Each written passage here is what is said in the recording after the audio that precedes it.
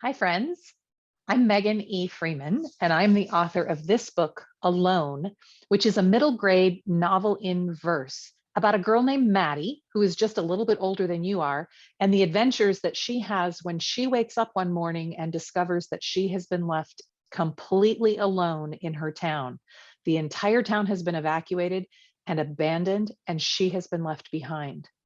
Now, one of the things that makes this book a little bit different from other books you may have seen is that it's a novel in verse. And novels in verse are made of poetry. And you can see just by looking at the page that it looks really, really different from other books you may have read. Instead of paragraphs and chapters, poems combine to tell the story. Now, you may have noticed from the cover that Maddie is not completely alone, is she? She actually has a companion, George. George is a Rottweiler. A Rottweiler is a really wonderful kind of dog. This is a picture of what I imagine George looking like. This is a big adult Rottweiler, and you can see has such a happy face. I'm trying to get so you can see it there. Such a happy face. And I love the eyebrows. Those two little dots above his forehead, above his eyes there, that just make him look so cute. And so I decided to make the dog in the book a Rottweiler. And this is what I imagine that he looks like. Now, I'm curious as to whether or not you may have pets that you love and that you would want to be with you if you were in Maddie's situation and you found yourself completely alone and only your pet was your company. Now, you may not even have any pets, in which case I'm wondering what pet would you imagine that you would want if you could pick any pet at all. And I mean any pet at all. So maybe it would be a cow or a goat, because then you could get some milk and maybe have some extra food, or chickens that could lay eggs, or if you know how, they could even become a source for meat and protein. Or maybe you would have a dog like Maddie has George, or maybe you would have a cat, or maybe you would have something else entirely. What I want to do today is play with this idea of what pet you would choose if you were in Maddie's situation. And I want to turn it into a poem. And I want to show you some steps for taking an idea or a thought or a memory or some feeling that you want to express and how to turn it into a poem. So here's the first thing. You're going to need a piece of paper and a pen or a pencil. So you can pause me right now and go grab that if you don't have it with you, and I will wait. You can go do that now. Okay, you're back. You have your pen, you have your pencil, and your paper. Now, what I want you to do is I want you to brainstorm on your piece of paper everything that you can think of about the pet that you would want if you were in Maddie's situation.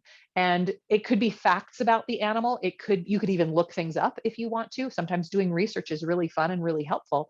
It could be, if it's an animal that you already know that's real, that really exists, you could write a story that you love to tell about that animal, or information about the kind of animal that it is, the breed, things like that. So I'll show you what I mean. Here's what I brainstormed about George to share with you. So here's what it is. The character of George is a kind of dog called a Rottweiler. Google says that Rottweilers originally came from Rome and then later from Germany in a town called Rottweil.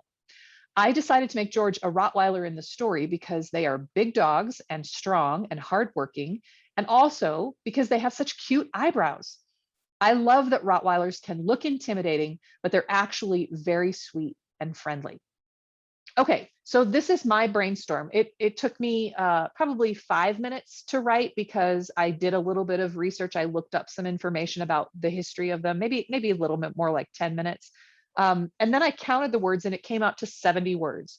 So I'm going to ask you to go ahead and put me on pause and brainstorm your own pet ideas and thinking, and then come back and we will continue from there. Okay, you're back. You did it. I'm so curious as to what you wrote about and the kinds of ideas that you thought about and that came into your mind as you were doing this work. Now we're going to take the work that we just did, this brainstorming that we put on paper, and we're going to turn it into a poem. And I'm going to take you through the steps to do that. Now, here's what we're going to do. We're going to pretend and we're going to play. And first, we're going to pretend that there are no rules for writing whatsoever. So the rules you would normally follow in school with writing in sentences and paragraphs and capitalization and punctuation, Poets don't necessarily follow those rules. Sometimes they do, but they get to decide when and how they want to follow them. So we're going to pretend that there are no rules, and then we're going to play. And as you can see from my card here, play is an acronym. So it stands for something, and we'll look at that right now. So the first thing, the first P is for pull. Pull out the most important or most interesting words. The second letter, L, is for look at the words again in new ways. Then A, arrange the words on the page in a way that feels right. And why not add some figurative language? That's often what makes something really feel like a poem. Okay, so the first letter, P, we're going to pull out the most important or most interesting words, and we're going to throw out the others. We may get them back again later, but we may not. So P, we're going to pull out the most important and interesting words. Here's how I did it with the piece that I just read you. You remember my brainstorm about George. So I pulled out George, dog, Rottweiler, Germany, cute eyebrows, intimidating, sweet, and friendly. So this is only 10 words. I had 70 words before, now I'm down to 10. So I'm really just pulling the words that I'm interested in or that seem important to me in that brainstorm that I did before. Okay, put me on pause and pull out the most important words from your brainstorm. Okay, you're back. You did it. I'm so curious what words you pulled out, and I'm so curious how many you ended up with. You may have ended up with more than I did, or you may not have. You may have ended up with fewer. Now, the next step in our process of making a poem is to look at the words again in new ways. Remember, we're spelling the word play, P-L-A-Y. And so the L is look. Look at the words again in new ways, and you can make changes if you want to. You can always make changes if you want to, because remember, there are no rules. All right, here's what I did with those 10 words. I put them back into sentences, and here's what I wrote. George is a Rottweiler. Rottweilers came from Germany. Rottweilers look intimidating, but they're actually friendly. I love their cute eyebrows. Now I'm back to 20 words instead of 10, but that's okay. I'm making a poem. It doesn't matter how short or how long it is. But now it still doesn't look much like a poem. It still feels a little bit like a bit of a paragraph. And that doesn't matter because I'm just boiling down the ideas to find the piece that I really want to play with. So now you go ahead and put me on pause and look at the words again in new ways and make changes if you want to. Okay, go. And you're back. I hope that was fun. I always really enjoy this part. Now, the next letter in our acronym is A. Arrange the words on the page in a way that feels right. Try lots of different arrangements. There's no right or wrong way to do this. And this is where it can be really, really fun because you can use all the white space on your paper in any way you want and any shape that comes to you. So I'll show you how I did it. George is a Rottweiler descended from Germany. He looks intimidating, but he's not really. I love his cute eyebrows.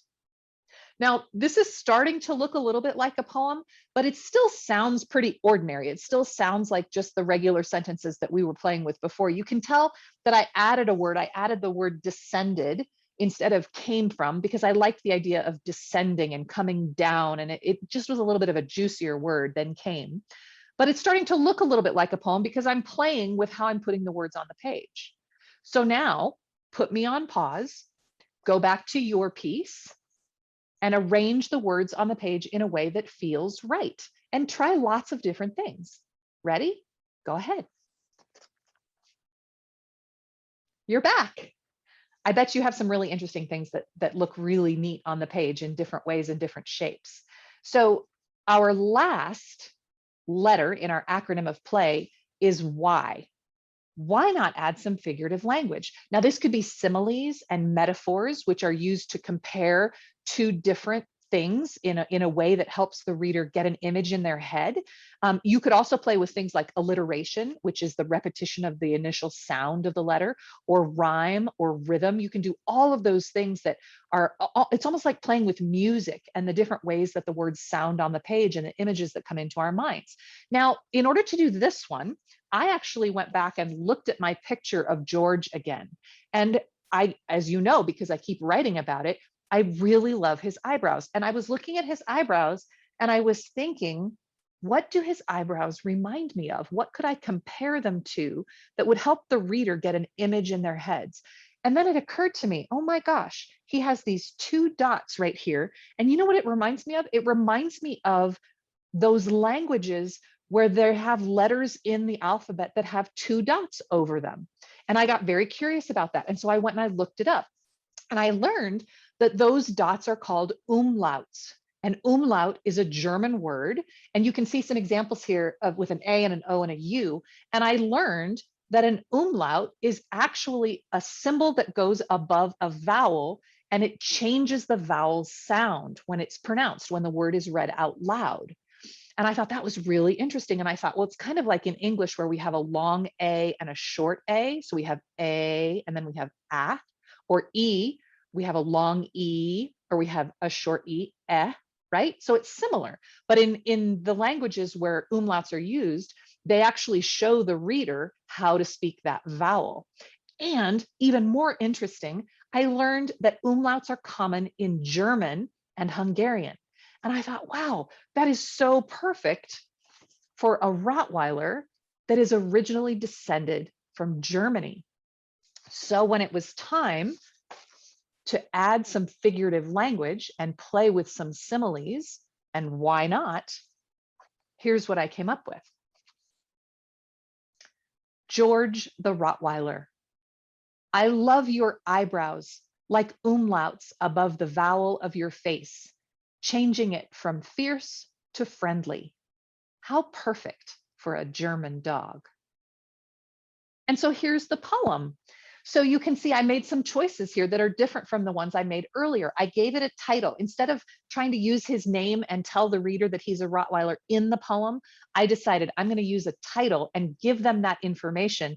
And then the poem can be about those things without having to tell them. So I titled it George the Rottweiler. And then I decided to speak the poem directly to the dog instead of talking about the dog. So I put it in first person and second person voice, right to George. I love your eyebrows, like umlauts, those little dots, above the vowel of your face. So eyebrows like umlauts, there's our simile, right? I'm comparing something with like, eyebrows like umlauts. But then I used a metaphor, above the vowel of your face. His face isn't really a vowel, but I'm calling it a vowel because it helps create that image for the reader. And just like the umlaut changes the pronunciation of the vowel, the umlauts above George's face change his face from fierce to friendly. And some of you are probably also hearing that I used some alliteration, didn't I? So face, from, fierce, friendly, they all have that F sound. So I'm playing with all kinds of things in this poem now. And then I decided to give some space at the bottom there for the last sentence. How, it's not really even a sentence, is it? It's a statement. How perfect for a German dog. So I'm tying it all together, the idea that Rottweilers come from Germany and umlauts are used in German. And let's read the whole thing again. So it's George the Rottweiler. I love your eyebrows like umlauts above the vowel of your face, changing it from fierce to friendly. How perfect for a German dog. And there you have it. We have pretended that there are no rules, and we have followed the acronym PLAY in order to create our very own poem. Now I want you to go and I want you to figure out what kind of figurative language, similes, or metaphors you might be able to add to finish off your poem. I'll wait. You go ahead. Are you back? Did you do it? So the next final, most important step after you have written your poem is to find a trusted reader to read it to and to share it with and to express your poem to that person. That's one of the things that I love most about being a writer, is getting to share it with readers just like you. It makes all the work and all the play that we do so rewarding and so much fun. So next time you want to write a poem, use the acronym PLAY, pull out the most important or the most interesting words, look at the words again in new ways, arrange the words on the page in a way that feels right, and why not add some figurative language? That's the juicy part. That's like putting the icing on the cake. If you had fun with this, and if you enjoy reading poetry and novels in verse and stories about dogs and brave girls who are on adventures and trying to survive, I hope that you will pick up Alone and give it a read. And if you love it, let me know. I'd love to hear from you. Thank you so much. Have a great day.